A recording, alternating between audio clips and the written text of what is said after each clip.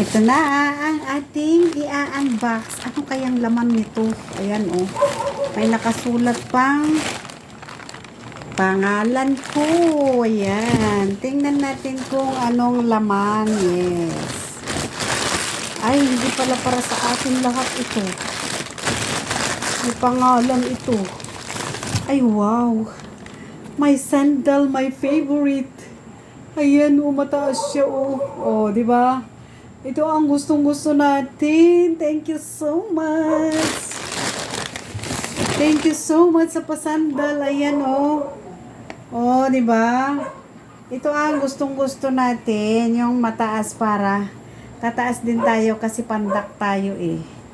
Ayan, oh, size 40 pa. Ayan, ano naman ito? Imperial. Ayan, may Imperial dyan. Pa-Imperial ng Kuwait. Diba, mga lodi? O, mayroon din tayong toothpaste. Ito pa, ito pa. Ano pa ito? Ay, ito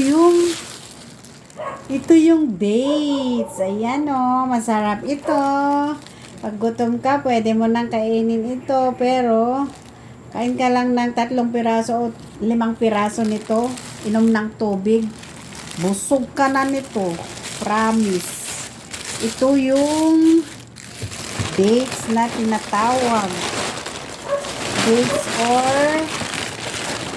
Dates or tamar. Ayan. May papantin. 2-in-1 shampoo. Papantin tayo. Ay, ito, hindi sa atin ito. May pangalan ito, oh. Oh, may pangalan siya. Para sa aking anak. Okay. Yan lamang po. Thank you for watching.